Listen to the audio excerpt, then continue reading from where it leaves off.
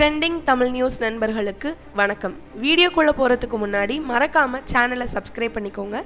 இந்த வீடியோக்கு ஒரு லைக் பண்ணிவிட்டு உங்களுடைய கருத்துக்களை கமெண்ட் செக்ஷனில் மறக்காமல் பதிவிட்டுருங்க. எம்ஜிஆர் காலத்திலிருந்து கட்சிக்காக உழைப்பவர் செங்கோட்டையன் என ஓ பன்னீர்செல்வம்.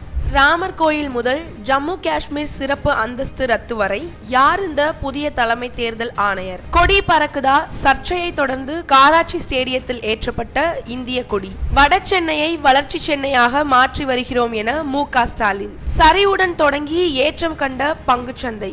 இன்றைய நிலவரம். இதை பத்தின செய்திகளை தான் இன்னைக்கு இந்த வீடியோல நம்ம பார்க்க போறோம். எம்ஜிஆர் காலத்திலிருந்து கட்சிக்காக உழைப்பவர் செங்கோட்டையன் என ஓ பன்னீர்செல்வம். அதிமுக பொதுச் செயலாளர் எடப்பாடி பழனிசாமிக்கு முன்னாள் அமைச்சர் செங்கோட்டையனுக்கும் இடையே சச்சரவு ஏற்பட்டுள்ளதாக கூறப்படுகிறது. இந்த நிலையில் கோவை விமான நிலையத்தில் இன்று செய்தியாளர்களை சந்தித்த ஓ பன்னீர்செல்வம் கூறியதாவது: எதையும் எதிர்பார்க்காமல் எம்ஜிஆர் காலத்திலிருந்து கட்சிக்காக உழைப்பவர் செங்கோட்டையன். கட்சியின் விசுவாசமிக்க தொண்டர்கள் எங்கள் பக்கம்தான் உள்ளனர். கட்சி மீண்டும் இணைந்தால்தான் அதிமுக ஆட்சிக்கு வர முடியும் என்ற சூழல் உருவாகியுள்ளது. ஆர்.பி. உதயகுமாருக்கு எல்லாம் பதில் சொல்ல நான் தயாராக இல்லை. அவர் பேசுவதை பேசட்டும், மக்கள் பார்த்து கொள்வார்கள் என்றும் அவர் கூறியுள்ளார்.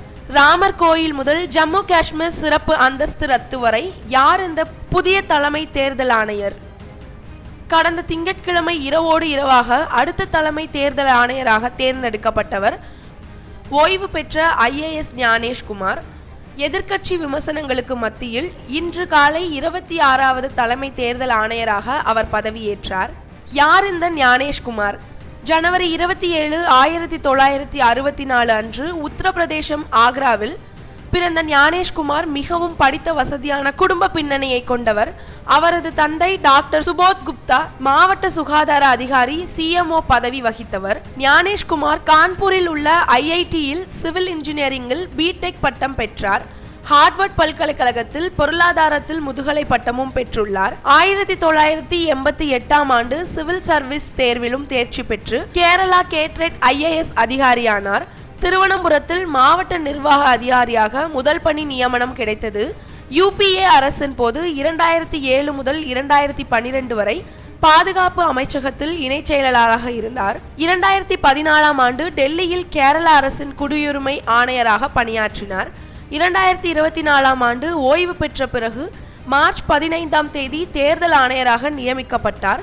முன்னதாக அமித்ஷாவின் கீழ் இயங்கும் உள்துறை அமைச்சகம், கூட்டுறவு அமைச்சகம் ஆகிய இரண்டிலும் பணியாற்றிய ஞானேஷ்குமார் அவருக்கு நெருக்கமானவராகவும் இருந்துள்ளார். காஷ்மீர் சிறப்பு அந்தஸ்து நீக்கம். 2019 ஜம்மு காஷ்மீருக்கு சிறப்பு அந்தஸ்து வழங்கும் அரசமைப்பில் பிரிவு 370 மற்றும் பிரிவு 35A விதிகள் ரத்து செய்யப்பட்டன.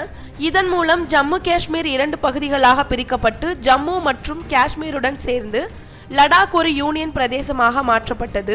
அப்போது ஞானேஷ்குமார் உள்துறை அமைச்சகத்தில் கூடுதல் செயலாளராக இருந்தார். ஜம்மு காஷ்மீர் மறுசீரமைப்பு சட்டம் 2019 உருவாக்குவதிலும் அதை செயல்படுத்துவதிலும் ஞானேஷ்குமார் முக்கிய பங்கு வகித்துள்ளார். அயோத்தி ராமர் கோயில். 2019 ஆண்டு அயோத்தியில் பாபர் மசூதி இடிக்கப்பட்ட இடத்தில் ராமர் கோயில் கட்ட உச்சநீதிமன்றம் தீர்ப்பளித்தது. அயோத்தி வழக்கு தொடர்பான அனைத்து விஷயங்களுக்கும் ஞானேஷ்குமாருக்கு பொறுப்பு வழங்கப்பட்டது. அதன் பின் ராமர் கோயில் உருவாக்கத்தில் ஞானேஷ்குமாருக்கு முக்கிய பொறுப்பு வழங்கப்பட்டது. ஸ்ரீராம் ஜென்மபூமி தீர்த்த சோத்ரா அறக்கட்டளை உருவாக்கப்பட்டு அதன் பிரதிநிதியாக ஞானேஷ்குமார் நியமிக்கப்பட்டார்.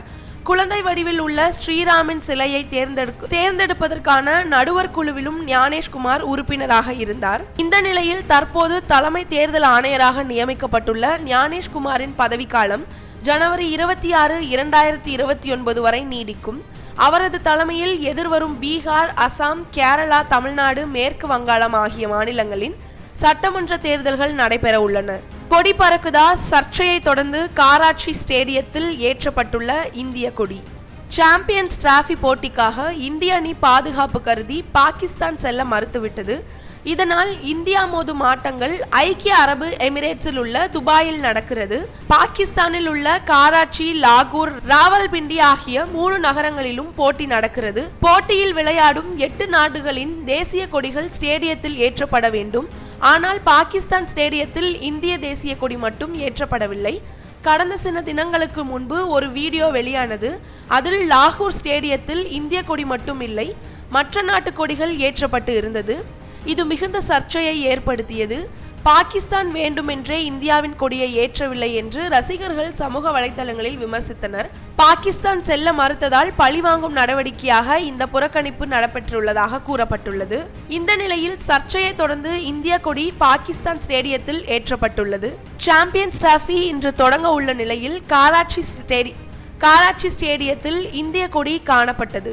வட சென்னையை வளர்ச்சி சென்னையாக மாற்றி வருகிறோம் என மு.க. ஸ்டாலின். சென்னை புளியந்தோப்பில் உள்ள டான்பாஸ்கோ பள்ளி வளாகத்தில் நடைபெற்ற அரசு விழாவில் முதலமைச்சர் மு.க. ஸ்டாலின் பங்கேற்றார்.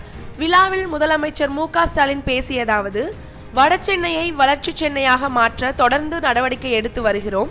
வடசென்னை பகுதியை தென் சென்னைக்கு இணையாக மேம்படுத்த வேண்டும் என பல திட்டங்கள் நடைபெற்று வருகிறது. வடசென்னை வளர்ச்சிக்காக ரூபாய் 6400 கோடியில் வளர்ச்சி திட்டங்கள் செயல்படுத்தப்படுகிறது. வடசென்னை எந்த அளவுக்கு ஒதுக்கி வைக்கப்பட்டிருந்ததோ அதையெல்லாம் மாற்றி வளர்ச்சி அடைந்து வருகிறது. வடசென்னையில் இருக்கக்கூடிய ஏழை எளிய மக்கள் அடுக்குமாடி குடியிருப்பில் வசிக்க நடவடிக்கை மேற்கொள்ளப்படுகிறது. சொன்னதை மட்டுமல்லாமல் சொல்லாததையும் செய்யும் ஆட்சிதான் திமுக ஆட்சி. வாக்களிக்க தவறியவர்களுக்காக ஆட்சி செய்து கொண்டிருக்கிறோம். தேர்தல் நேரத்தில் அறிவிக்கப்பட்ட வாக்குறுதிகளின் 90% நிறைவேற்றப்பட்டுள்ளன. வாக்குறுதியின் இல்லாத பல்வேறு திட்டங்களையும் செயல்படுத்தி வருகிறோம். புதுமை பெண் திட்டம் தேர்தலின் போது வாக்குறுதி அளிக்கப்படாத திட்டம். தமிழ் புதல்வன் திட்டத்தின் மூலம் மாணவர்களுக்கு ரூபாய் 1000 வழங்கப்பட்டு வருகிறது. காலை உணவு திட்டமும் தேர்தல் வாக்குறுதிகளில் இல்லை என்றுள்ளார். மேலும் அரசு நிகழ்ச்சிகளில் தமிழ்நாட்டு நகர்ப்புற வாழ்விட மேம்பாட்டு வாரியத்தின் சார்பில் கட்டப்பட்டுள்ள குடியிருப்புகளில் 712 பேருக்கு ஒதுக்கீடு ஆணைகளை முதலமைச்சர் மு.க. ஸ்டாலின் வழங்கியுள்ளார்.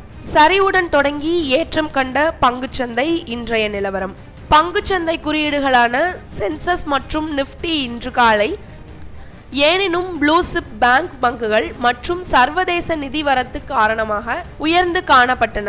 மும்பை பங்குச்சந்தை குறியீடான BSE சென்சஸ் இன்று காலை 386.01 புள்ளிகள் சரிந்து 75,581.38 புள்ளிகளாக வர்த்தகமானது. தேசிய குறியீடான நிப்டி 130.45 புள்ளிகள் சரிவடைந்து 22,814.85 இருந்தது. இன்றைய நாளின் தொடக்கத்தில் சரிவுடன் காணப்பட்ட போதிலும் BSE சென்சஸ் 134.16 புள்ளிகள் அதிகரித்து 76,120.85 தேசிய பங்குச்சந்தை குறியீடான நிப்டி 38.60 புள்ளிகள் அதிகரித்து 22,983.90 உள்ளன. சென்சஸில் ஜொமேட்டோ, டாடா ஸ்டீல், NDPC, இண்டஸ்டன்ட் வங்கி, state bank of India, Kotak Mahindra bank, Titan, Axis வங்கி, டாடா மோட்டார்ஸ் மற்றும் பஜாஜ் ஃபைனான்ஸ் ஆகியவை அதிக லாபம் ஈட்டின. Sun Pharma, Mahindra and Mahindra, Tata consultancy service, Infosys, tech Mahindra, TCL, Nestle மற்றும் இந்துஸ்தான் யூனிலிவர் உள்ளிட்டவை சரிவுடன் காணப்பட்டன. இது போன்ற செய்திகளை தினம்தோறும் தெரிஞ்சுக்கிறதுக்கு மறக்காம ட்ரெண்டிங் தமிழ் நியூஸ் சேனலை சப்ஸ்கிரைப் பண்ணிக்கோங்க. நன்றி.